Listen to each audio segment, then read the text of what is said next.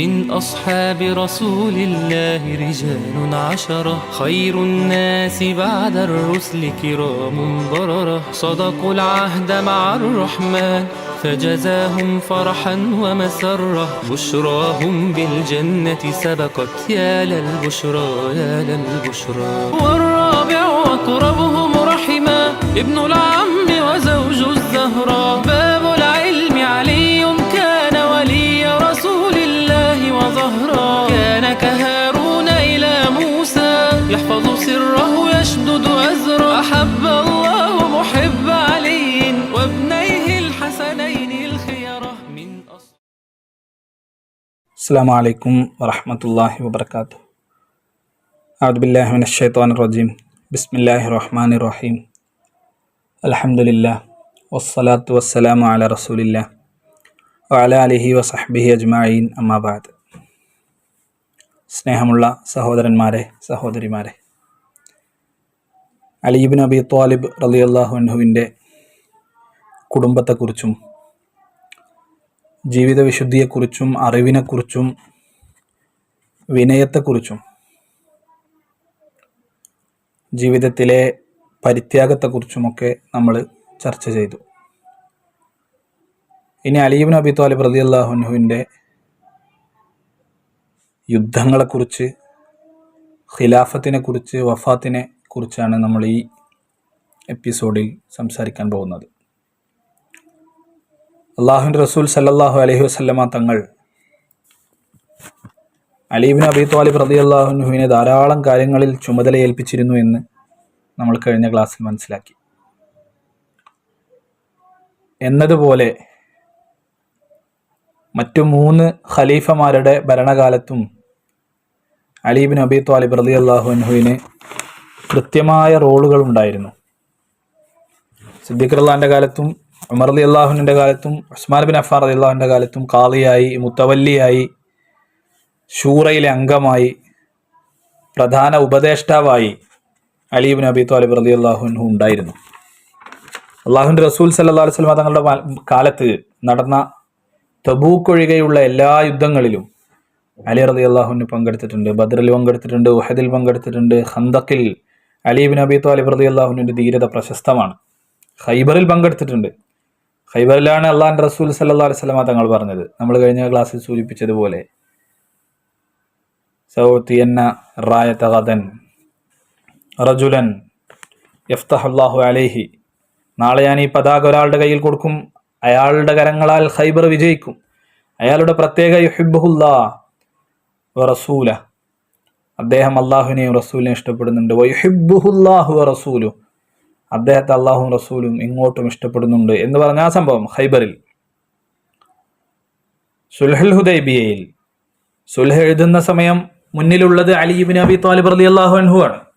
അപ്പോഴാണല്ലോ ഹദാ മാ സാലഹ മുഹമ്മദുൻ റസൂലുള്ളാഹ്, ഇത് അള്ളാഹുവിൻ്റെ റസൂല് മുഹമ്മദും അവരും തമ്മിലുള്ള സുൽഹാണ് എന്ന് എഴുതിയപ്പോൾ അവർ പറഞ്ഞു മുഹമ്മദുൻ റസൂലുള്ളാഹ് എന്ന് എഴുതാൻ പാടില്ല. റസൂലുള്ളായിട്ട് ഞങ്ങൾ അംഗീകരിക്കണില്ല, പ്രവാചകനായിട്ട് ഞങ്ങൾ അംഗീകരിക്കുന്നില്ല, അതുകൊണ്ട് ആ റസൂലുള്ളാഹ് എന്നത് വെട്ടണം. അപ്പോൾ റസൂലുള്ളാഹി സ്വല്ലല്ലാഹു അലൈഹി വസല്ലം തങ്ങൾ അലി റളിയല്ലാഹു അൻഹുവിനോട് പറഞ്ഞു അത് മായ്ക്കുന്ന് പറഞ്ഞു. അലി റളിയല്ലാഹു അൻഹു പറഞ്ഞു മാ അന ബില്ലദി അംഹു, ഞാനത് മായ്ക്കൂല. റസൂലുള്ളാഹ് എന്ന് ഞങ്ങൾ വിശ്വസിക്കുന്നതാണ്, റസൂലുള്ളാഹ് ഞങ്ങൾ മായ്ക്കൂല. അപ്പോഴാണ് നബി പറഞ്ഞത് ആ എഴുതിയത് എനിക്ക് കാണിച്ചു തരൂ. അങ്ങനെ നബിക്ക് കാണിച്ചു കൊടുക്കുകയും നബി അത് മായ്ക്കുകയും ചെയ്തത്. അള്ളാഹുവിൻ്റെ റസൂൽ സല്ലല്ലാഹു അലൈഹി വസല്ലമ തങ്ങളുടെ ഇത്തരം എല്ലാ നിർണായക നിമിഷങ്ങളിലും അലി ഇബ്നു അബി ത്വാലിബ് റളിയല്ലാഹു അൻഹു കൂടെ ഉണ്ടായിരുന്നു. ഹിജ്റയുടെ സന്ദർഭത്തിലുണ്ടായിരുന്നു, അത് നമ്മൾ ഇന്നലെ ഓർക്കുകയുണ്ടായി. ഉഹദിൽ 16 മുറിവുകൾ ഏറ്റിട്ടുണ്ട് അലി ഇബ്നു അബി ത്വാലിബ് റളിയല്ലാഹു അൻഹു. തബൂക്ക് ഒഴികെയുള്ള എല്ലാ യുദ്ധങ്ങളിലും, തബൂക്കിലേക്ക് പോയപ്പോൾ അള്ളാഹുവിൻ്റെ റസൂൽ സല്ലല്ലാഹു അലൈഹി വസല്ലമ തങ്ങളുടെ കുടുംബത്തെ നോക്കാൻ വേണ്ടി അലി റളിയല്ലാഹു അൻഹുവിനെ ഏൽപ്പിച്ചതാണ്. അപ്പോൾ മുനാഫിക്കുകൾ പല നിലക്കും ഇങ്ങനെ കുറ്റപ്പെടുത്തി പോവാതിരുന്നതിനെ കുറിച്ചൊക്കെ പറഞ്ഞപ്പോൾ അള്ളാഹുവിൻ്റെ റസൂൽ സല്ലല്ലാഹു അലൈഹി വസല്ലമ തങ്ങൾ പറഞ്ഞൊരു വാക്കുണ്ട്, അന്ത ബിമൻസിലത്തി ഹാറൂന മിൻ മൂസ, മൂസാ നബി അലൈഹി സ്വലാത്തു വസ്സലാമിനെ ഹാറൂൻ അലൈഹി സ്വലാം എങ്ങനെയായിരുന്നു അതുപോലെയാണ് അലി എനിക്ക്. ഇല്ല അന്നഹു ലാ നബിയ്യ ബഅദി, പക്ഷെ ഒരു കാര്യം, എനിക്ക് ശേഷം മറ്റൊരു നബി ഇല്ല.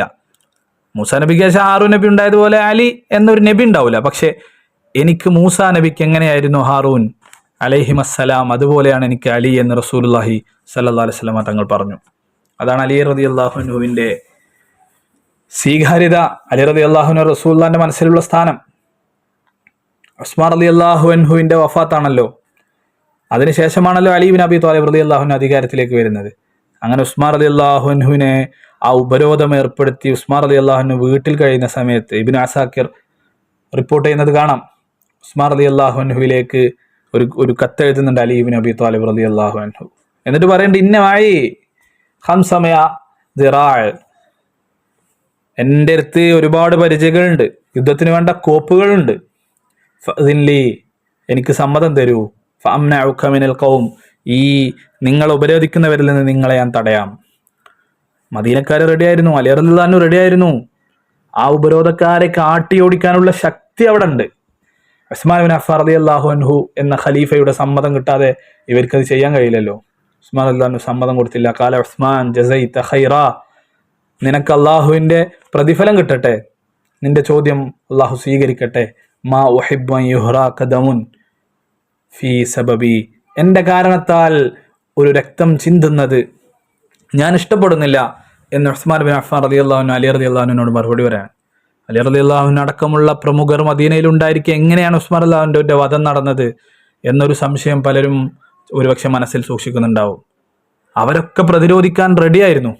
പക്ഷേ ഉസ്മാൻ ബിൻ അഫ്ഫാൻ റളിയല്ലാഹു അൻഹു സമ്മതം കൊടുത്തില്ല. കാരണം അവിടെ തടിച്ചുകൂടി ഈ പ്രതിരോധം തീർക്കുന്നത് അമുസ്ലിങ്ങളല്ല, മുസ്ലിങ്ങളാണ്. അവരവരുടേതായ പല ആവശ്യങ്ങളും ഉന്നയിച്ച് പ്രതിരോധം തീർക്കുക. പല പല നുണകളാണ് അതിന് ഉസ്മാൻ റളിയല്ലാഹു അൻഹു മറുപടി പറഞ്ഞതൊക്കെ നമ്മൾ പറഞ്ഞു. അപ്പോൾ അങ്ങനെ എന്നെ ഒന്ന് പ്രതിരോധം തീർക്കാൻ വേണ്ടി എൻ്റെ ഉമ്മത്തിനിടയിൽ ഒരു പോരാട്ടം ഉണ്ടാകരുത് എന്ന് ഉസ്മാൻ ബിൻ അഫ്ഫാൻ റളിയല്ലാഹു അൻഹുവിന് ഉറച്ച തീരുമാനം ഉണ്ടായിരുന്നു. അതുകൊണ്ടാണ് ഇവർക്കൊന്നും അവരോട് നേരിടാൻ കഴിയാതെ വന്നത്.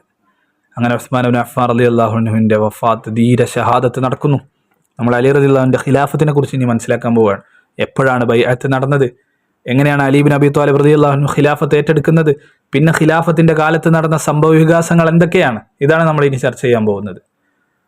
അലി റളിയല്ലാഹു അൻഹു ഉസ്മാൻ റളിയല്ലാഹു അൻഹുവിന്റെ വഫാത്ത് നടന്ന കുറച്ച് ദിവസങ്ങളിൽ ബൈഅത്ത് നടന്നിട്ടില്ല. അതിനൊരു കാരണമുണ്ട്. നമ്മൾ നേരത്തെ പറഞ്ഞല്ലോ, ഉസ്മാൻ ബിൻ അഫ്ഫാൻ റളിയല്ലാഹു അൻഹുവിന്റെ വഫാത്ത് നടക്കുന്നത് ഈജിപ്തിൽ നിന്നും അതുപോലെ ബസറയിൽ നിന്നും കൂഫയിൽ നിന്നും അബ്ദുല്ലാഹ് ഇബ്നു സബാന്റെ നേതൃത്വത്തിലുള്ള ഒരു സംഘം ഇങ്ങോട്ട് വന്ന് അവരാണ് ഉപരോധം തീർക്കുന്നത്. ഇവർക്ക് ഉസ്മാൻ ബിൻ അഫ്ഫാൻ റളിയല്ലാഹു അൻഹുവിനെ വധിക്കാനും വധിച്ചതിന് ശേഷം ഭരണരംഗത്ത് ചിലരെ ചുമതലപ്പെടുത്താനും ഇവർക്കൊക്കെ വ്യത്യസ്ത താല്പര്യങ്ങളുണ്ട്. ഈജിപ്തുകാർ അലി റളിയല്ലാഹു അൻഹുവിനെ ഭരണാധികാരിയാക്കണം എന്നാണ് ആവശ്യപ്പെടുന്നത്. ബസ്രയിൽ നിന്ന് വന്ന ആളുകൾ ത്വൽഹ റളിയല്ലാഹു അൻഹുവിനെ ഭരണാധികാരിയാക്കണം എന്നാണ് ആവശ്യപ്പെടുന്നത്. കൂഫയിൽ നിന്ന് വന്ന ആളുകൾ സുബൈർ റളിയല്ലാഹു അൻഹുവിനെ ഭരണാധികാരിയാക്കണം എന്നാണ് ആവശ്യപ്പെടുന്നത്. അപ്പൊ ഇവര് അലി റളിയല്ലാഹു അൻഹു ആവേണ്ടത് ഒരു കൂട്ടര്, ത്വൽഹ റളിയല്ലാഹു അൻഹു ആവണമെന്ന് മറ്റൊരു കൂട്ടര്, സുബൈർ റളിയല്ലാഹു അൻഹു ആവണമെന്ന് മറ്റൊരു കൂട്ടര്. ഇങ്ങനെ അവരതും അങ്ങോട്ടും ഇങ്ങോട്ടും ചർച്ച ചെയ്ത് 5 ദിവസം മദീനയിൽ ഖലീഫ ഇല്ലാത്ത ദിവസങ്ങൾ കടന്നുപോയി എന്നാണ് ചരിത്രത്തിൽ നമുക്ക് കാണാൻ കഴിയുന്നത്. അങ്ങനെ 5 ദിവസം കഴിഞ്ഞപ്പോൾ മദീനക്കാരായ ആളുകൾക്ക് ഇതിൽ വലിയ അസ്വസ്ഥത ഉണ്ട്. യഥാർത്ഥത്തിൽ മദീനയിലാണ് പ്രമുഖരായ ഒരുപാട് സ്വഹാബികളുള്ളത്. ഈജിപ്തിൽ നിന്നും ബസറയിൽ നിന്നും അതുപോലെ കൂഫയിൽ നിന്നും വന്ന ആളുകളുണ്ട്. അവരാണ് ഇതിങ്ങനെ ചർച്ച ചെയ്തുകൊണ്ടിരുന്നത്.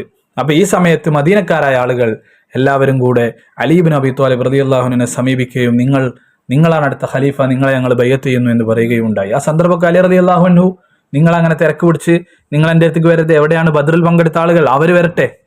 ബദറിൽ പങ്കെടുത്ത ആളുകൾക്ക് അള്ളാഹു അവർക്ക് കൃത്യമായും അവർക്കൊരു ക്ലീൻ ചിറ്റ്, നിങ്ങൾക്ക് കഴിഞ്ഞതും വരാൻ പോകുന്നതൊക്കെ പുറത്തു നിൽക്കുന്നു എന്ന് പരിശുദ്ധ ഖുർആൻ, പരിശുദ്ധ ദീൻ പ്രഖ്യാപിച്ചതാണ്. അപ്പൊ അവരെവിടെ, ബദരീങ്ങൾ അവർ പറയട്ടെ. അങ്ങനെ മദീനയിലെ പ്രമുഖരായ ആളുകളൊക്കെ അലി ഇബ്നു അബി ത്വാലിബ് റളിയല്ലാഹു അൻഹുവിനെ ബൈഅത്ത് ചെയ്യുകയാണ്.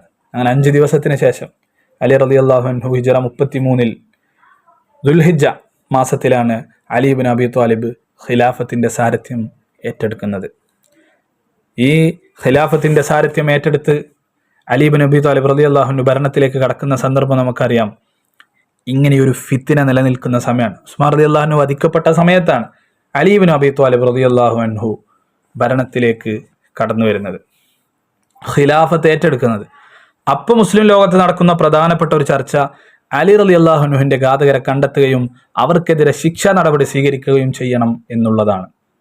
അപ്പൊ അന്ന് പ്രധാനപ്പെട്ട പല ആളുകളും, ത്വൽഹ റളിയല്ലാഹു അൻഹു, അതുപോലെ സുബൈർ റളിയല്ലാഹു അൻഹു, നമ്മൾ നേരത്തെ പറഞ്ഞല്ലോ, അവരൊക്കെ അലി ഇബ്നു അബീ ത്വാലിബ് റളിയല്ലാഹു അൻഹുവിനെ ബൈഅത്ത് ചെയ്യുന്നുണ്ട്. അവർ പറയുന്ന ഒരു പ്രധാനപ്പെട്ട കണ്ടീഷൻ ഉസ്മാൻ റളിയല്ലാഹുവിന്റെ ഘാതകരെ എത്രയും പെട്ടെന്ന് പിടികൂടണം എന്നതാണ്.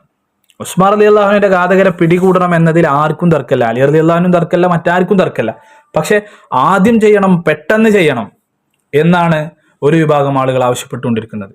അലി റളിയല്ലാഹുവിനെ സംബന്ധിച്ചിടത്തോളം അധികാരം ഖിലാഫത്ത് ഏറ്റെടുത്ത സമയം ആ ഖിലാഫത്ത് ഒന്ന് സുഭദ്രമാക്കുകയും ബൈഅത്തുകൾ പൂർത്തീകരിക്കുകയും അങ്ങനെ ഒരു സ്ഥിരതയിലേക്ക് എത്തുകയും ചെയ്തതിനു ശേഷം മാത്രമേ സ്വാഭാവികമായും ആളുകളെ പിടിക്കാനും കണ്ടെത്താനും നടപടി സ്വീകരിക്കാനും കഴിയുള്ളൂ. അതൊരു സ്വാഭാവികമായ കാര്യം. അധികാരം ഏറ്റെടുത്തതിന്റെ പിറ്റേസം തന്നെ നടപടികളിലേക്ക് കടക്കാൻ ഒരു ഭരണാധികാരിക്കും കഴിയില്ല. അതുകൊണ്ട് തന്നെ ആ സമയത്ത് ചില അസ്വസ്ഥതകൾ നിലനിൽക്കുന്നുണ്ട്. ആ അസ്വസ്ഥതകളെ കുറിച്ചാണ് ഇനി നമ്മൾ പറയാൻ പോകുന്നത്. ഉസ്മാൻ റളിയല്ലാഹുവിന്റെ ഘാതകരെ ഉടനെ പിടിക്കണമെന്നും അവർക്കെതിരെ ശക്തമായ നടപടി ഉടനെ സ്വീകരിക്കണമെന്നും ത്വൽഹ റളിയല്ലാഹു അൻഹു, സുബൈർ റളിയല്ലാഹു അൻഹു അടക്കമുള്ളവർ ആവശ്യപ്പെടുകയും ആയിഷ ബീവി റളിയല്ലാഹു അൻഹ അവരുടെ കൂട്ടത്തിലുണ്ടായിരുന്നു. അവരങ്ങനെ ബസ്രയിലേക്ക് പുറപ്പെടുന്ന ഒരു സന്ദർഭമാണ് പിന്നീട് സംജാതമാകുന്നത്. അവര് പോകുന്നത് ഒരേ ഒരു നിയ്യത്തിലാണ്, ഉസ്മാൻ റളിയല്ലാഹു അൻഹുവിനെ ആര് വധിച്ചു എന്ന് കണ്ടെത്തണം, അവരെ നിയമത്തിന് മുമ്പിൽ കൊണ്ടുവരണം. ആ ഉദ്ദേശത്തിൽ ത്വൽഹ റളിയല്ലാഹു അൻഹു, സുബൈർ റളിയല്ലാഹു അൻഹു, ആയിഷ റളിയല്ലാഹു അൻഹ എന്നിവർ ബസ്രയിലേക്ക് പുറപ്പെടുകയാണ്. ഇതേ സമയം അലി റളിയല്ലാഹു അൻഹു, ഞാൻ നേരത്തെ സൂചിപ്പിച്ചതുപോലെ, ഖിലാഫത്ത് ഏറ്റെടുത്തതിന് ശേഷം ഇസ്ലാമിക ലോകത്തിന്റെ വ്യത്യസ്ത ഭാഗങ്ങളിലേക്ക് കത്തയക്കുകയാണ്. കാരണം മദീനയിലുള്ള പ്രമുഖരൊക്കെ ഖിലാഫത്ത് അംഗീകരിച്ചു കഴിഞ്ഞു, ബൈഅത്ത് ചെയ്തു കഴിഞ്ഞു. അപ്പൊ ഇനി ബാക്കിയുള്ളവരോട് ഖലീഫയായി ഞാൻ ബൈഅത്ത് ചെയ്യപ്പെട്ടിട്ടുണ്ട്, നിങ്ങളും വന്ന് ബൈഅത്ത് ചെയ്യണമെന്ന കത്ത് കൂഫയിലേക്കും ബസ്രയിലേക്കൊക്കെ അലി ഇബ്നു അബീ ത്വാലിബ് റളിയല്ലാഹു അൻഹു അയക്കാണ്. കൂട്ടത്തിൽ ഷാമിലേക്കും അയക്കുന്നു. ഷാമിന്റെ ഭരണാധികാരി മുആവിയ റളിയല്ലാഹു അൻഹു ആണ്. മുആവിയ റളിയല്ലാഹു അൻഹുവിന്റെ ഭരണ മേഖലയിലേക്ക്, അവിടുത്തെ ഗവർണറാണ് മുആവിയ റളിയല്ലാഹു അൻഹു. ഖലീഫയൊന്നുമല്ല, ഖലീഫ ഉസ്മാൻ റളിയല്ലാഹു അൻഹു ആണ്. മുആവിയ റളിയല്ലാഹു അൻഹു അവിടുത്തെ ഗവർണറാണ്. അപ്പൊ അവിടുന്ന് ഉള്ളവരോട് വന്ന് ബൈഅത്ത് ചെയ്യാൻ പറഞ്ഞ് അലി ഇബ്നു അബീ ത്വാലിബ് റളിയല്ലാഹു അൻഹു പറഞ്ഞയച്ച ദൂതനെ അവിടേക്ക് പ്രവേശിക്കാൻ പോലും സമ്മതിക്കാത്ത ഒരു സാഹചര്യം ആ സമയത്ത് ഉണ്ടാവുകയാണ്. മുആവിയ റളിയല്ലാഹു അൻഹുവിന്റെ ഭാഗത്തേക്ക് എത്തുന്നതിന് മുമ്പ് തന്നെ അതിർത്തിയിൽ വെച്ച് ആ ദൂതനെ തടയുകയും അലി റളിയല്ലാഹു അൻഹുവിനെ ബൈഅത്ത് ചെയ്യാൻ മുആവിയ റളിയല്ലാഹു അൻഹു വിസമ്മതിക്കുകയും ചെയ്യുന്ന ഒരു സാഹചര്യം ചരിത്രത്തിലുണ്ട്.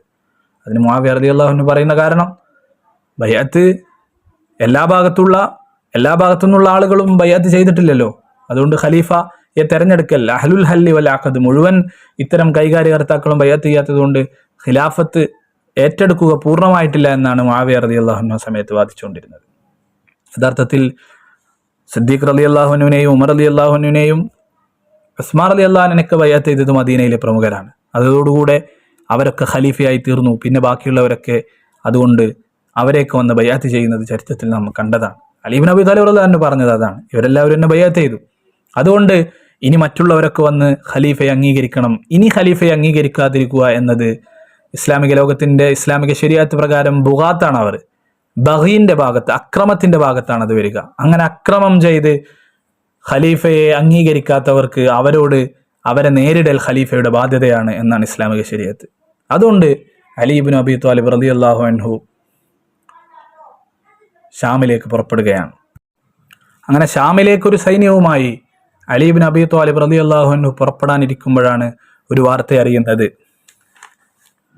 ത്വൽഹ റളിയല്ലാഹു അൻഹുവിന്റെയും സുബൈർ റളിയല്ലാഹു അൻഹുവിന്റെയും ആയിഷ റളിയല്ലാഹു അൻഹയുടെയും നേതൃത്വത്തിൽ ഒരു സംഘം ബസ്രയിലെത്തിയിട്ടുണ്ട്. അവരുടെ ഉദ്ദേശം, അവര് ഉസ്മാൻ റളിയല്ലാഹു അൻഹുവിന്റെ ഘാതകരെ പിടികൂടാൻ വേണ്ടി പോയതാണ്. ഇതറിയുമ്പോൾ അലി ഇബ്നു അബീ ത്വാലിബ് റളിയല്ലാഹു അൻഹു ആലോചിക്കുന്നത്, ഒരു സംവിധാനം ഉണ്ടാകുമ്പോൾ ഇവരെന്താണ് ഇങ്ങനെ നിയമം കയ്യിലെടുത്തുകൊണ്ട് അങ്ങനെ ഒരു കാര്യം നിർവഹിക്കാൻ അവർ സ്വയം പോകുന്നത്? അതുകൊണ്ട് ആദ്യം അവരെ ആശ്രമത്തിൽ നിന്ന് പിന്തിരിപ്പിക്കണം. അങ്ങനെ ഒരു കാര്യം അവർ ചെയ്യേണ്ട, അത് ഭരണാധികാരി തന്നെ ചെയ്യും. പക്ഷെ ഇപ്പോൾ അവരോട് അതിൽ നിന്ന് പിന്മാറാൻ പറയണം എന്ന ആവശ്യത്തിന് അലി ഇബ്നു അബീ ത്വാലിബ് റളിയല്ലാഹു അൻഹു ബസ്രയിലേക്ക് ഇവരെ പിന്തുടർന്നുകൊണ്ട് പോവുകയാണ്. അപ്പോൾ തന്നെ അലി റളിയല്ലാഹു അൻഹു കൂഫയിലേക്ക് കത്തെഴുതുന്നുണ്ട്. കൂഫക്കാരായ ആളുകളോട് സന്നാഹങ്ങൾ ഒരുങ്ങി നിൽക്കാനും, നമ്മൾ ബസ്രയിൽ പോയി ഇവരെ ത്വൽഹ റളിയല്ലാഹു അൻഹുവിനെയും സുബൈർ റളിയല്ലാഹു അൻഹു ആയിഷ റളിയല്ലാഹു അൻഹയെയും ഈ ഉദ്യമത്തിൽ നിന്ന് ഇപ്പോൾ പിന്തിരിപ്പിക്കണം, ആ ഒരു ലക്ഷ്യത്തിൽ അവരെ പിന്തുടരുകയാണ്. അങ്ങനെ അലി റളിയല്ലാഹു അൻഹു ഇവിടുന്ന് പുറപ്പെടുന്നു. കൂഫയിൽ നിന്നുള്ള ആളുകളും കൂടുന്നു. അലി റളിയല്ലാഹു അൻഹുവിന്റെ കൂടെ ഇവിടെ മദീനയിൽ നിന്ന് പുറപ്പെട്ടു പോകുന്നതിൽ നല്ലൊരു ശതമാനവും ഇവിടെ നേരത്തെ മറ്റു പലയിടത്തുനിന്നും വന്ന സബൈകളും ഖവാരിജുകളായിട്ടുള്ള കുറെ ആൾക്കാരാണ്. അവരും ഖലീഫയുടെ കൂടെ ബൈഅത്തൊക്കെ കഴിഞ്ഞ് ഇങ്ങനെ ഒരു ആവശ്യം പുറപ്പെടുമ്പോൾ അവരുണ്ട്. പിന്നെ കൂഫക്കാരും എല്ലാവരും കൂടി ബസ്രയിലേക്ക് ചെല്ലുന്നു. ബസ്രയിൽ ചെന്ന് ത്വൽഹ റളിയല്ലാഹു അൻഹുവിനെയും സുബൈർ റളിയല്ലാഹു അൻഹുവിനെയും ആയിഷ ബീവി റളിയല്ലാഹു അൻഹയെയും കണ്ടുമുട്ടുന്നു. എന്നിട്ട് അവരോട് ആയിഷ റളിയല്ലാഹു അൻഹയോട് പോയി ചോദിക്കുന്നു, നിങ്ങൾ എന്തിനാണ് പുറപ്പെട്ടു വന്നത്? ആയിഷ റളിയല്ലാഹു അൻഹ പറഞ്ഞു, ഉസ്മാൻ റളിയല്ലാഹുവിന്റെ ഘാതകരെ കണ്ടെത്തി നിയമത്തിന് മുമ്പിൽ എത്തിക്കണം, ആ ഒരു ഉദ്ദേശത്തിൽ മാത്രമാണ്. അങ്ങനെ ഓരോരുത്തരെയും വേറെ കണ്ടു. സുബൈർ റളിയല്ലാഹു അൻഹയോട് ചോദിച്ചു, എന്താണ് പോകുന്നത്? അപ്പൊ പറഞ്ഞു, ഈ ഒരു ഉദ്ദേശത്തിൽ വന്നതാണ്. ഉസ്മാൻ റളിയല്ലാഹുവിന്റെ ഘാതകരെ കണ്ടെത്തി നിയമത്തിന്റെ മുന്നിൽ കൊണ്ടുവരാൻ വേണ്ടി വന്നതാണ്. ത്വൽഹ റളിയല്ലാഹു അൻഹുവും അത് തന്നെ പറഞ്ഞു. അപ്പൊ അങ്ങനെ അലി റളിയല്ലാഹുവിന്റെ അവരുടെ നേതൃത്വത്തിൽ ഒരു ചർച്ച നടന്നു. ആ ചർച്ചയിൽ അലി റളിയല്ലാഹു അൻഹു അവർക്ക് ഉറപ്പ് കൊടുത്തു, ഉസ്മാൻ റളിയല്ലാഹുവിന്റെ ഘാതകരെ എത്രയും പെട്ടെന്ന് കണ്ടെത്തും. അതുകൊണ്ട് ഇൻഷാ അല്ലാഹ് നാളെ നമുക്ക് രാവിലെ നാളെ ഒന്നുകൂടെ ആ വിഷയത്തിൽ എന്ത് ചെയ്യണമെന്ന് തീരുമാനിച്ച് നാളെ നമുക്ക് ശാന്തമായിട്ട് പിരിഞ്ഞു പോകണമെന്ന് അവർ തീരുമാനിച്ചു. ഇവിടെയാണ് ഇനി ഒരു കൊലച്ചതി നടക്കുന്നത്. ഞാൻ നേരത്തെ സൂചിപ്പിച്ചല്ലോ, അലി റളിയല്ലാഹു അൻഹു മദീനയിൽ നിന്ന് പുറപ്പെട്ട് ബസറയിലേക്ക് ഇവരെ പിന്തുടർന്ന് പോരുമ്പോൾ മദീനയിൽ നിന്ന് കുറേ ആളുകൾ അലി റളിയല്ലാഹു അൻഹുവിന്റെ കൂടെ പോന്നിട്ടുണ്ട്. അതാരാണ്? അതിൽ കൂടുതൽ ഞാൻ നേരത്തെ പറഞ്ഞു, ഉസ്മാൻ റളിയല്ലാഹു അൻഹുവിനെ ഉപരോധിക്കാൻ വേണ്ടി വന്ന സബൈകൾ, ഖവാരിജുകൾ, അങ്ങനെ കുറെ ആൾക്കാരുണ്ട്. അവരൊക്കെ മുസ്ലിങ്ങൾ തന്നെയാണ്. അവരൊക്കെ പ്രത്യക്ഷത്തിൽ മുസ്ലിമുകൾ തന്നെയാണ്. അവരൊക്കെ ബൈഅത്ത് അംഗീകരിച്ചാൽ അലി റളിയല്ലാഹുവിന്റെ കൂടെ അങ്ങോട്ട് പോരുകയാണ്. അങ്ങനെ അതിൽ ഉസ്മാൻ റളിയല്ലാഹുവിന്റെ വധത്തിന് മുന്നിൽ നിന്ന ആൾക്കാരൊക്കെ ആ കൂട്ടത്തിലുണ്ട്. ഇവിടെ ഉസ്മാൻ റളിയല്ലാഹു അൻഹുവും അതുപോലെ ആയിഷ ബീവി, ത്വൽഹ റളിയല്ലാഹു അൻഹു, സുബൈർ റളിയല്ലാഹു ഇവരൊക്കെ കൂടിയിട്ട് ഇവരെല്ലാവരും കൂടി ഒരു ഏക സ്വര അഭിപ്രായത്തിലേക്ക് എത്താണ്. എന്ത്? അപ്പൊ ഇൻഷാ അല്ലാഹ് നമ്മളിനി ഉസ്മാൻ റളിയല്ലാഹുവിന്റെ ഘാതകരെ പിടിക്കാൻ പോവുകയാണ്. അത് തീരുമാനം, ഇവരൊറ്റ തീരുമാനം വന്നാൽ അത് ബാധിക്കുക ഏറ്റവും കൂടുതൽ സബൈകളെയാണ്. അവർ അലി റളിയല്ലാഹുവിന്റെ കൂടെ ഇപ്പോൾ വന്നിട്ടുണ്ട്. അപ്പൊ അങ്ങനെ ഒരു തീരുമാനത്തിലേക്ക് ഇവരെത്തരുത് എന്ന നിശ്ചയം അബ്ദുല്ലാഹ് ഇബ്നു സബൈന്റെ നേതൃത്വത്തിലുള്ള സബൈകൾക്കുണ്ട്. അപ്പൊ ഇവർ ഒത്തുതീർപ്പിലാകാൻ പോകുന്നു എന്ന് മനസ്സിലാക്കിയ സബൈകൾ ഒരു കൊലച്ചതി ഒരുക്കുകയാണ്. അവരന്ന് കൂടി തീരുമാനിച്ചു, നാളെ പ്രഭാതത്തിൽ, നാളെ സുബഹിന് മുമ്പ്, വെളിച്ചം പരക്കുന്നതിന് മുമ്പ് നമ്മൾ അലി റളിയല്ലാഹു അൻഹു മദീനത്തിൽ നിന്ന് ഒരു സൈന്യമായിട്ടാണ് വന്നിട്ടുള്ളത്, അവരുടെ കൂട്ടത്തിൽ നമ്മൾ കയറി കൂടണം. സുബൈർ റളിയല്ലാഹു അൻഹു, ത്വൽഹ റളിയല്ലാഹു അൻഹു, ആയിഷ റളിയല്ലാഹു അൻഹു ആയിട്ടുള്ള ഒരു സംഘമുണ്ട്. നേരത്തെ ബസറയിലേക്ക് പുറപ്പെട്ട് ഇവരെ പിടിക്കാൻ വേറെ രണ്ട് സ്ഥലത്താണ് തമ്പടിച്ചിട്ടുള്ളത്. അപ്പൊ അതുകൊണ്ട് ഈ രണ്ട് സംഘത്തിന്റെ ഉള്ളിൽ കയറിപ്പറ്റി രാവിലെ വെളിച്ചം പരക്കുന്നതിന് മുമ്പ് നമ്മൾ ഇവിടുന്ന് അങ്ങോട്ടും ഇങ്ങോട്ടും അക്രമം അഴിച്ചു വിടണം എന്ന് തീരുമാനിച്ചു. അങ്ങനെ ഇവരെ ചതി ചെയ്യാണ്. ആയിഷ ബീവിയും ത്വൽഹ റളിയല്ലാഹു അൻഹു, സുബൈർ റളിയല്ലാഹു അൻഹു ഒക്കെ തമ്പടിച്ച സ്ഥലത്ത് നിന്ന് അവർ അലി റളിയല്ലാഹു അൻഹു മറ്റും താമസിക്കുന്ന തമ്പടിച്ചടുത്ത് കമ്പ് ചെയ്യാൻ തുടങ്ങി. അപ്പൊ പെട്ടെന്ന് ഉണർന്ന അലി റളിയല്ലാഹുവിന്റെ ഭാഗത്തുള്ളവർ വിചാരിച്ചു, സുബൈർ റളിയല്ലാഹു അൻഹും ത്വൽഹ റളിയല്ലാഹു അൻഹു, ആയിഷ റളിയല്ലാഹു അൻഹു ഒക്കെ അടങ്ങുന്ന സംഘം എന്തോ വഞ്ചന ചെയ്തിട്ട് ഞങ്ങളോട് യുദ്ധം ചെയ്യാൻ തുടങ്ങിയിരിക്കുന്നു. ഇവിടെ കയറി കൂടിയ സബൈകൾ ഇവിടുന്ന് അങ്ങോട്ടും യുദ്ധം ചെയ്യാൻ തുടങ്ങി. അങ്ങനെ പോരാട്ടം തമ്മിൽ എന്തിനാണ്? ഓരോരുത്തരും സ്വയം സംരക്ഷണത്തിന് വേണ്ടിയേ ചെയ്യണത്. ഇതിന്റെ പിന്നിലുള്ള കളികളൊന്നും ഈ രണ്ട് ഭാഗത്തുമുള്ള മഹാരഥന്മാരായ സ്വഹാബി വര്യർ മനസ്സിലാക്കിയിരുന്നില്ല. അങ്ങനെ പോരാട്ടം നടന്നു. ത്വൽഹ റളിയല്ലാഹു അൻഹു ആ പോരാട്ടത്തിലാണ് ത്വൽഹ റളിയല്ലാഹു അൻഹു കൊല്ലപ്പെടുന്നത്. സുബൈർ റളിയല്ലാഹു അൻഹുവിന് ത്വൽഹ റളിയല്ലാഹു അൻഹുവിന്റെ ഈ ഒരു അവസ്ഥ കണ്ട സമയത്ത് സുബൈർ റളിയല്ലാഹു അൻഹു ആകെ വേദനയിൽ അവിടെ നിന്ന് മടങ്ങിപ്പോകുന്നുണ്ട്. അങ്ങനെ മടങ്ങിപ്പോയി കുറച്ചപ്പുറത്ത് സുബൈർ റളിയല്ലാഹു അൻഹു ഒരു സ്ഥലത്ത് ഇങ്ങനെ ഒഴിഞ്ഞിരുന്നു. ആ സമയത്ത് പോയി കൂട്ടത്തിലുണ്ടായിരുന്ന സബൈകൾ സുബൈർ റളിയല്ലാഹു അൻഹുവിനെയും വധിക്കുകയാണ്. പിന്നെ ആയിഷ റളിയല്ലാഹു അൻഹയാണ് ആ പക്ഷത്തുള്ളത്. ആയിഷ റളിയല്ലാഹു അൻഹ ആ പക്ഷത്ത് തൻ്റെ ഒട്ടകക്കട്ടിലിൽ ആയിഷ റളിയല്ലാഹു അൻഹ ഇരിക്കുകയാണ്. ഈ യുദ്ധമാണ് ജമൽ യുദ്ധം എന്ന പേരിൽ അറിയപ്പെടുന്നത്. ആയിഷ ബീബി റളിയല്ലാഹു അൻഹ ഈ സമയത്ത് അലി റളിയല്ലാഹു അൻഹു വേഗം പുറത്തിറങ്ങി വരികയും ആയിഷ റളിയല്ലാഹു അൻഹയെ കണ്ടെത്തുകയും ആയിഷ റളിയല്ലാഹു അൻഹയോട് പെട്ടെന്ന് ചെന്നിട്ട് എന്തെങ്കിലും സംഭവിച്ചോ യാ ഉമ്മൽ മുഅ്മിനീൻ എന്ന് ചോദിക്കുകയും ആയിഷ റളിയല്ലാഹു അൻഹക്ക് വേണ്ട സംരക്ഷണക്കം ഏർപ്പെടുത്തുകയും അവിടെ പരിസരത്ത് തന്നെയുള്ള ഒരു ധനാഢ്യ കുടുംബത്തിന്റെ വീട്ടിൽ ആയിഷ റളിയല്ലാഹു അൻഹയെ കൊണ്ടാക്കുകയും ആയിഷ റളിയല്ലാഹു അൻഹയ്ക്ക് വേണ്ട പരിചരണം നൽകുകയും അങ്ങനെ 10-40 അവിടെയുള്ള സ്ത്രീകളോടൊപ്പം ആയിഷ റളിയല്ലാഹു അൻഹയെ അലി ഇബ്നു അബി ത്വാലിബ് റളിയല്ലാഹു അൻഹു മദീനയിലേക്ക് യാത്രയാക്കുകയും ചെയ്യാണ്. ശരിക്കും ഇതിന് ജമൽ യുദ്ധം എന്ന് പറയുമ്പോൾ നമ്മൾ വിചാരിക്കും അവിടെ ആയിഷ റളിയല്ലാഹു അൻഹയോട്, ത്വൽഹ റളിയല്ലാഹു അൻഹുവിനോട്, സുബൈർ റളിയല്ലാഹു അൻഹുവിനോട് അലി റളിയല്ലാഹു അൻഹു ഏറ്റുമുട്ടി അവിടെ ഒരു യുദ്ധം നടന്നു. പല ചരിത്രകാരന്മാരും അങ്ങനെ തെറ്റിദ്ധരിപ്പിക്കുന്ന രീതിയിൽ ഇത് സ്വഹാബികൾക്കിടയിലുള്ള ഒരു വലിയ യുദ്ധം നടന്നതായി ചരിത്രത്തിൽ രേഖപ്പെടുത്തിയിട്ടുണ്ട്. ഇതിന്റെ യാഥാർത്ഥ്യം ഇവിടെ അലി റളിയല്ലാഹു അൻഹുവിന്റെ പക്ഷത്ത് നിന്നോ അപ്പുറത്തുനിന്ന് സുബൈർ റളിയല്ലാഹു അൻഹുവിന്റെയോ ത്വൽഹ റളിയല്ലാഹു അൻഹുവിന്റെയോ ആയിഷ റളിയല്ലാഹുവിന്റെ ഭാഗത്തു നിന്നോ ഒരു യുദ്ധം തുടങ്ങലുണ്ടായിട്ടില്ല. രണ്ട് ഭാഗത്തും കടന്നുകൂടിയ, രണ്ട് ഭാഗത്തും ഒളിച്ചു കയറിയ സബൈകൾ മുസ്ലിം ലോകത്ത് പ്രശ്നം ഉണ്ടാക്കുക എന്നുള്ള നീയത്തോടെ ഞാൻ നേരത്തെ കഴിഞ്ഞ ക്ലാസ്സുകളിൽ സൂചിപ്പിച്ചതുപോലെ അബ്ദുല്ലാഹിബിൻ സബ എന്ന യഹൂദൻ ഇസ്ലാമിലേക്ക് കടന്നു വന്ന് ഇസ്ലാമിൻ്റെ ഉള്ളിൽ പിളർപ്പും ഭിന്നതയും പ്രശ്നങ്ങളും നിലനിർത്താൻ വേണ്ടി ആസൂത്രിതമായി ചെയ്ത ഒരു പ്രശ്നമാണ് ജമൽ യുദ്ധം എന്ന പേരിൽ ചരിത്രത്തിൽ അറിയപ്പെടുന്നത്. കാരണം അവർ ഇത്തിഫാക്കായി അവരൊരു ഏക അഭിപ്രായത്തിലേക്ക് വന്ന് ഇനി നമ്മൾ ഉസ്മാൻ റളിയല്ലാഹുവിന്റെ ഘാതകരെ പിടിക്കാൻ പോവുകയാണ് എന്നൊരു ഐക്യകണ്ഠേനമായ തീരുമാനത്തിലേക്ക് വരുമ്പോൾ അത് ഞങ്ങളിലേക്ക് എത്തിച്ചേരുമെന്ന പേടി കൊണ്ടാണ് അവരൊരു പ്രശ്നം സൃഷ്ടിക്കുന്നത്. ഏതായാലും ആയിഷ ബിബി റളിയല്ലാഹു അൻഹയെ വളരെ സുരക്ഷിതമായി അലി ഇബ്നു അബി ത്വാലിബ് റളിയല്ലാഹു അൻഹു മദീനയിലേക്ക് അയക്കുകയാണ്. ആ വിഷയം അവിടെ അവസാനിച്ചു. പിന്നെ അലി റളിയല്ലാഹു അൻഹു നേരെ പോകുന്നത് ഷാമിലേക്കാണ്. അലി റളിയല്ലാഹുവിന്റെ നേതൃത്വത്തിൽ തന്നെയാണ് ഷാമിലേക്ക് പോകുന്നത്. കാരണം ആദ്യം അലി റളിയല്ലാഹു അൻഹു പൂർത്തിയാക്കാനുള്ളത് തൻ്റെ ബൈഅത്തുകൾ, തൻ്റെ ഇസ്ലാമിക ലോകത്തിന്റെ ഭരണമേഖലകളിലുള്ള എല്ലാവരും തന്നെ ബൈഅത്ത് ചെയ്ത് ഈ ഖിലാഫത്തിന് അംഗീകരിക്കുക എന്നതാണ്. ഷാമിലേക്ക് പറഞ്ഞയച്ച ദൂതനെ മുആവിയ റളിയല്ലാഹു അൻഹു അങ്ങോട്ട് കടക്കാൻ അനുവദിക്കാതെ തിരിച്ചു പിടിച്ചു വെച്ചത് അലി ഇബ്നു അബി ത്വാലിബ് റളിയല്ലാഹു അൻഹുവിന് ആ വിഷയത്തിൽ ഞാൻ നേരത്തെ സൂചിപ്പിച്ചതുപോലെ ഇസ്ലാമിക ശരീഅത്തിന്റെ നിയമത്തിന്റെ ലംഘനമാണത്. അതുകൊണ്ട് അവർ ബുഗാത്തിലാണ് വരിക, അവരോട് യുദ്ധം ചെയ്യുക എന്നതാണ് ഇസ്ലാമിന്റെ നിയമം. അലി ഇബ്നു അബി ത്വാലിബ് റളിയല്ലാഹു അൻഹു നേരെ ഷാമിലേക്ക് പോവുകയാണ്. അങ്ങനെ സിഫീൻ എന്ന സ്ഥലത്ത് വെച്ച്, ഇതാണ് അടുത്ത നമ്മൾ അറിയപ്പെടുന്ന അലി റളിയല്ലാഹുവിന്റെ കാലത്ത് നടന്ന മറ്റൊരു യുദ്ധം. ഒന്ന് ജമൽ യുദ്ധം, മറ്റൊന്ന് സുഫീൻ യുദ്ധം. അങ്ങനെ സുഫീനിൽ വെച്ച് അലി ഇബ്നു അബി ത്വാലിബ് റളിയല്ലാഹു അൻഹുവും മുആവിയ റളിയല്ലാഹു അൻഹു തമ്മിൽ അവരുടെ സൈന്യങ്ങൾ തമ്മിൽ കണ്ടുമുട്ടാണ്. അലി റളിയല്ലാഹു അൻഹു നേരെ യുദ്ധത്തിൽ തന്നെ ഉണ്ടായിരുന്നു.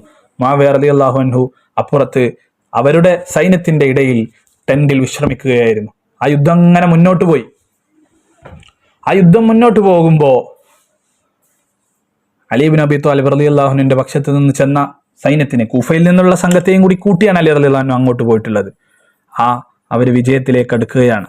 അപ്പുറത്തുള്ള ആളുകൾ ഏകദേശം കീഴടങ്ങുന്നതിന്റെ വക്കത്തെത്തുമ്പോഴാണ് അംർ ഇബ്നുൽ ആസ് റളിയല്ലാഹു അൻഹു, മുആവിയ റളിയല്ലാഹുവിന്റെ കൂടെ ഉള്ളത്, അദ്ദേഹം വലിയ തന്ത്രജ്ഞനാണ്. അദ്ദേഹം മുസ്ഹഫ് ഒരു കുന്തത്തിൽ ഉയർത്തിയിട്ട് ഈ ഖുർആന്റെ തീരുമാനത്തിൽ നമുക്ക് ഒന്നിക്കാം എന്ന് പറയുന്നത്. ഏകദേശം മുആവിയ റളിയല്ലാഹുവിന്റെ ഭാഗത്തുള്ള സൈന്യം പരാജയപ്പെട്ടു തുടങ്ങിയിട്ടുണ്ട്. അലി റളിയല്ലാഹു അൻഹു വിജയിക്കാനിരിക്കുകയാണ്. അവരെയും കൂടി ഇസ്ലാമിക ലോകത്തോട് ചേർക്കാൻ പറ്റുമാറ് അലി റളിയല്ലാഹുവിന്റെ സൈന്യത്തിന് മേൽക്കോയ്മയുള്ള സമയത്താണ് അംർ ഇബ്നുൽ ആസ്, അദ്ദേഹം മുആവിയ റളിയല്ലാഹുവിന്റെ കൂടെയാണുള്ളത്. അദ്ദേഹം വളരെ തന്ത്രപരമായി ഇടപെടുകയും ഖുർആനെ ഒരു കുന്തത്തുമ കെട്ടി ഉയർത്തിയിട്ട് ഖുർആന്റെ തീരുമാനത്തിലേക്ക് വരൂ, നമുക്ക് ഒരു മസ്ലഹത്ത് ആവാം എന്ന് പറയുന്നത്. അപ്പൊ അലി റളിയല്ലാഹുവിന്റെ കൂടെയുള്ളവരോട് പറയുന്നുണ്ട്, അത് അവരുടെ തന്ത്രമാണ്. നമ്മൾ ഖുർആന്റെ തീരുമാനം തന്നെയാണ് നടപ്പാക്കുന്നത്. ഇസ്ലാമിക ഭരണത്തെ അംഗീകരിക്കാതെ ഒരു കൂട്ടരെ നിൽക്കുമ്പോൾ അവരെ ബുഗാത്തിലാണ് അവർ പെടുക. അക്രമകാരികളാണ് അവർ. അവരെ നേരിടുകയും അവരതിന്റെ കീഴിൽ കൊണ്ടുവരികയും അതാണ് നമ്മൾ ചെയ്യേണ്ടത്. ഖുർആൻ ഇപ്പോൾ ഉദയം ചെയ്തതൊന്നുമല്ലല്ലോ. ഇതിനു മുമ്പുള്ള അംബിയ, ഖുലഫ ഒക്കെ അവരതനുസരിച്ചാണല്ലോ നിയമങ്ങൾ നടപ്പാക്കിയത്. നമ്മളത് തന്നെയാണ് നടപ്പാക്കുന്നത്. പക്ഷേ കൂട്ടത്തിലുള്ള കുറച്ച് ആളുകൾ അവർ പറഞ്ഞു, ഖുർആൻ ഉയർത്തിക്കാട്ടിയിട്ട് മസ്ലഹത്തിന് വിളിക്കുമ്പോഴും നമ്മൾ ചെന്നിട്ടില്ലെങ്കിൽ നമ്മൾ അക്രമകാരികളാവും. ഇനിൽ ഹുക്മു ഇല്ലാ ലില്ലാ, ആ ഹുക്മ അള്ളാഹ്ക്ക് മാത്രമാണ്, അതായത് ഖുർആനാണ് എന്ന് പറഞ്ഞ് കുറെ സംഘങ്ങൾ അലി റളിയല്ലാഹുവിന്റെ കൂടെ വന്ന, ഞാൻ നേരത്തെ പറഞ്ഞു കുറെ ആളുകൾ അതിൽ ഖവാരിജുകളാണ് മദീനത്ത് നിന്ന് വന്നത്, സബൈകൾ അടക്കമുള്ള ആളുകളാണ്. അവർക്കൊക്കെ പല താല്പര്യങ്ങളുമാണ്. അവർ യുദ്ധം ചെയ്യാതിരുന്നു. അങ്ങനെ ആ ആവശ്യം യഥാർത്ഥത്തിൽ അംഗീകരിക്കപ്പെട്ടു. എന്നാൽ നമുക്കൊരു സന്ധി സംഭാഷണമാവാം എന്ന് പറഞ്ഞു. യഥാർത്ഥത്തിൽ അലി റളിയല്ലാഹുവിന്റെ സൈന്യം വിജയിക്കാനിരിക്കുകയായിരുന്നു. അലി റളിയല്ലാഹു യുദ്ധം തുടരാനും ആ ഒരു വിഷയത്തിൽ തീരുമാനമാകാനും മുന്നോട്ട് പോകാൻ പറഞ്ഞപ്പോൾ ഇവർ ഇനിൽ ഹുക്മു ഇല്ലാ ലില്ലാ, അല്ലാഹ്ക്കല്ലാതെ ഹുക്കുമില്ല. ശരിക്കും അത് ഒരു ഒരു ഒരു ഒരു ഒരു ഒരു ശരിയല്ലാത്ത, കേൾക്കുമ്പോൾ നല്ലൊരു വാചകമാണെങ്കിലും ശരിയല്ലാത്തൊരു വാദമാണ്. കാരണം ഖുർആൻ, അലി റളിയല്ലാഹു അപ്പോൾ തന്നെ പറയുന്നുണ്ട്, ഖുർആൻ എന്നുള്ളത് ഒരു ടെക്സ്റ്റാണ്, അതിൽ തീരുമാനമെടുക്കുന്നത് പാണ്ഡിത്യമുള്ളവരാണ്. അപ്പോൾ അത് ഉയർത്തി ഇപ്പൊ അവർ ഉയർത്തി കാട്ടുന്നത് അവർക്ക് ചില നിക്ഷിപ്ത താല്പര്യങ്ങൾ ഉള്ളത് കൊണ്ടാണ്. ഖുർആൻ എങ്ങനെ? ഖുർആന് അല്ലല്ലോ, ഖുർആനിനെ മുൻനിർത്തി മഹാന്മാരായ പണ്ഡിതന്മാരാണല്ലോ തീരുമാനങ്ങൾ എടുക്കുന്നത്, ഉലമാ ആണല്ലോ തീരുമാനങ്ങൾ എടുക്കുന്നത്. അലി ഇബ്നു അബി ത്വാലിബ് റളിയല്ലാഹു അൻഹു പലതും പറഞ്ഞെങ്കിലും യഥാർത്ഥത്തിൽ അങ്ങനെ ഒരു സംഘം ഇനിൽ ഹുക്മു ഇല്ലാ ലില്ലാ എന്നുകൊണ്ട് അവർ പിരിഞ്ഞുപോയി. അവരാണ് ശരിക്കും ചരിത്രത്തിൽ ഖവാരിജുകൾ എന്നറിയപ്പെടുന്നത്. പിന്നീട് അലി റളിയല്ലാഹു അൻഹുവിന് അവരോട് ഏറ്റുമുട്ടേണ്ടി വരുന്നുണ്ട്. അതാണ് പിന്നെ നെഹ്റുവാനിൽ വെച്ച് നടക്കുന്ന ഒരു യുദ്ധം. അത് അലി റളിയല്ലാഹു അൻഹു ഖവാരിജുകളോട് നടത്തിയ യുദ്ധമാണ്, നെഹ്റുവാൻ എന്ന സ്ഥലത്ത് വെച്ച്. ഏതായാലും പിന്നെ ഇവർ സന്ധി സംഭാഷണത്തിലേക്ക് വരുന്നു. അങ്ങനെ സന്ധി ആയപ്പോൾ മുആവിയ റളിയല്ലാഹുവിന്റെ പക്ഷത്തു നിന്ന് കുറച്ചാളുകളും അലി ഇബ്നു അബി ത്വാലിബ് റളിയല്ലാഹുവിന്റെ പക്ഷത്തു നിന്ന് കുറച്ചാളുകൾ ഇരുന്ന് സന്ധി സംഭാഷണം നടത്താൻ തീരുമാനിച്ചു. അങ്ങനെ മുആവിയ റളിയല്ലാഹുവിന്റെ ഭാഗത്തു നിന്ന് അംർ ഇബ്നുൽ ആസ്, അലി റളിയല്ലാഹുവിന്റെ ഭാഗത്ത് നിന്ന് അബൂ മൂസൽ അശ്ശരി, ഇങ്ങനെ രണ്ട് മധ്യസ്ഥരെ നിശ്ചയിച്ചു. യഥാർത്ഥത്തിൽ അലി റളിയല്ലാഹുവിന്റെ ഭാഗത്ത് നിന്ന് ഇബ്നു അബ്ബാസ് റളിയല്ലാഹുവിനെയാണ് നിർദ്ദേശിക്കപ്പെട്ടിരുന്നെങ്കിലും അത് മുആവിയന്റെ റളിയല്ലാഹുവിന്റെ ഭാഗത്തുള്ളവർ അംഗീകരിച്ചില്ല, അദ്ദേഹത്തെ പറ്റൂല എന്ന് പറഞ്ഞു. അങ്ങനെ അബൂ മൂസൽ അശ്ശരി റളിയല്ലാഹു അലി റളിയല്ലാഹുവിന്റെ ഭാഗത്തു നിന്നും അംർ ഇബ്നുൽ ആസ് മുആവിയ റളിയല്ലാഹുവിന്റെ ഭാഗത്തു നിന്നും മധ്യസ്ഥരായി വരുന്നു. അങ്ങനെ അവർ തീരുമാനിക്കുന്നു, ദൂമത്തുൽ ജന്തലിൽ വെച്ച് നമ്മൾ തീരുമാനം പ്രഖ്യാപിക്കുമെന്ന്. അങ്ങനെ അംർ ഇബ്നുൽ ആസ് റളിയല്ലാഹു അൻഹുവും അബൂ മൂസൽ അശ്ശരി റളിയല്ലാഹു അൻഹുവും കൂടിയാലോചിച്ചു.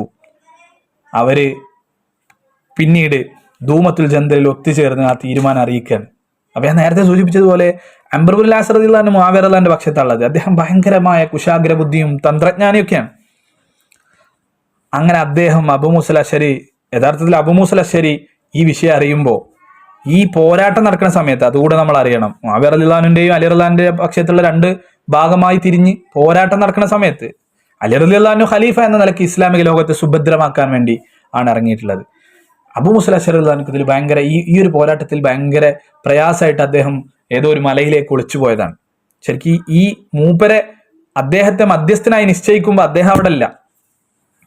അങ്ങനെ എല്ലാവരും കൂടി തെരഞ്ഞ് അദ്ദേഹത്തെ പോയി കാണുന്നുണ്ട്. എന്നിട്ട് അദ്ദേഹത്തോട് പറയുന്നുണ്ട്, യുദ്ധം അവസാനിച്ചിട്ടുണ്ട്. അപ്പൊ അബൂ മൂസൽ അശ്ശരി റളിയല്ലാഹു അൻഹു പറഞ്ഞു, അൽഹംദുലില്ലാഹ്, യുദ്ധം അവസാനിച്ചത് രണ്ടുപേരെ ഓരോ ഭാഗത്തു നിന്നും ഓരോരുത്തരെ മധ്യസ്ഥരായി നിശ്ചയിച്ചുകൊണ്ടാണ്.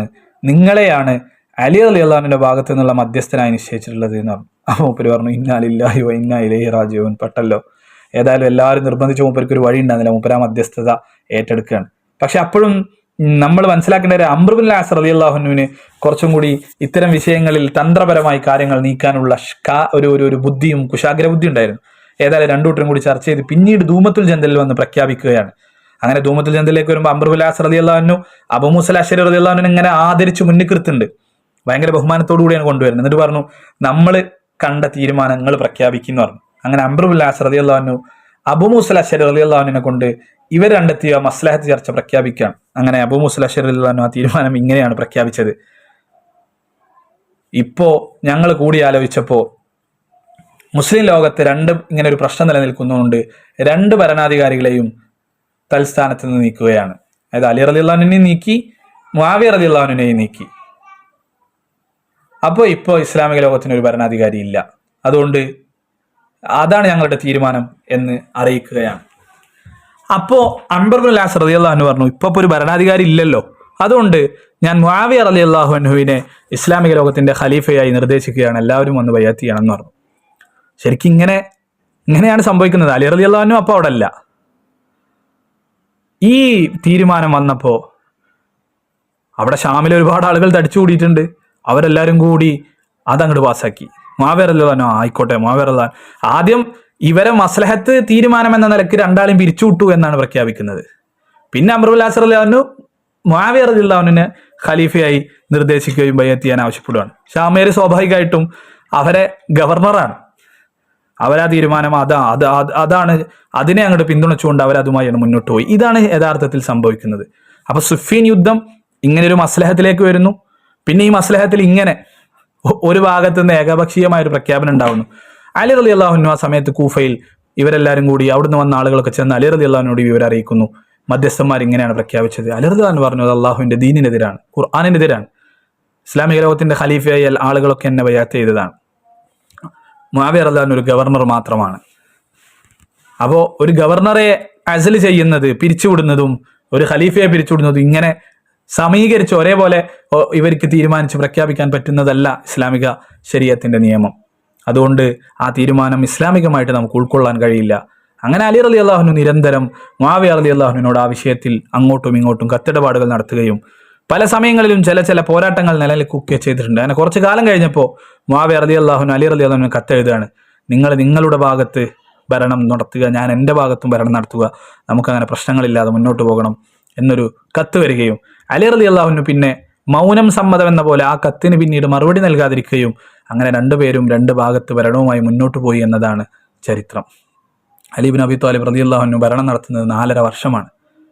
4.5 വർഷം കഴിഞ്ഞ് അലി ഇബ്നു അബീ ത്വാലിബ് റളിയല്ലാഹു അൻഹുവിന്റെ വഫാത്ത് നടക്കുകയാണ്. ആ ചരിത്രം നമുക്കറിയാം.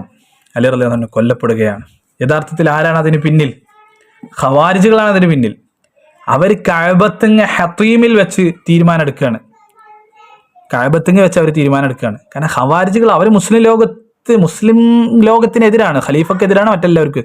അവരിങ്ങനെ പറയാണ് മുസ്ലിം ലോകത്ത് ഇപ്പോൾ ഭയങ്കര പ്രശ്നമാണ്, അതിന് കാരണം ഇവരാണ്.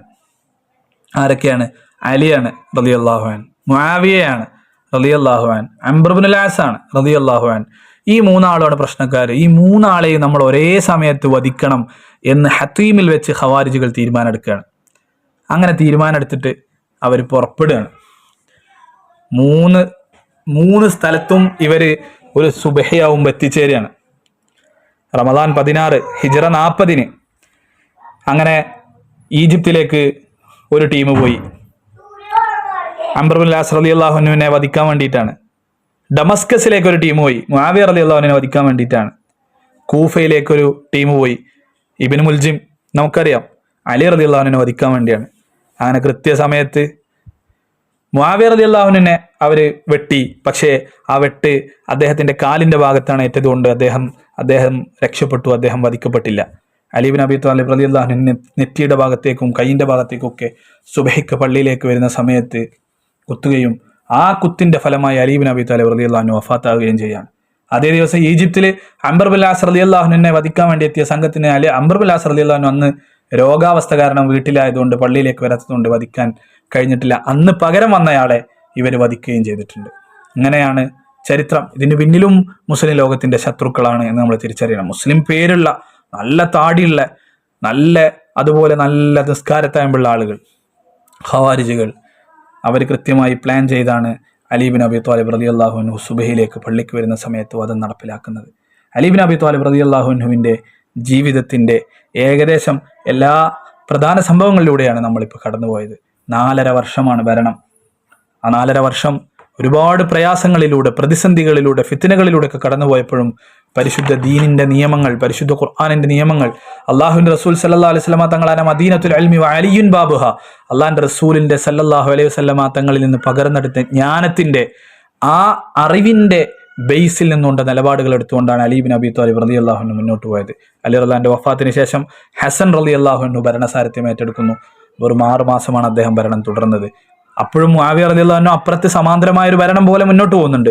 പിന്നീട് ഹസൻ റളിയല്ലാഹു അൻഹു ഭരണം ഒഴിവാക്കി അതുകൂടെ മുആവിയ റളിയല്ലാഹു അൻഹുവിന് വിട്ടുകൊടുത്ത ചരിത്രവും നമുക്കറിയാൻ പറ്റും. അദ്ദേഹം പറഞ്ഞത്, ഇങ്ങനെ നമ്മൾ മുസ്ലിം ലോകത്ത് ഇങ്ങനെ ഈ നിലക്ക് മുന്നോട്ട് പോകുന്നത് ശരിയല്ല, അൽ ആറു ഖൈറു മിനന്നാർ.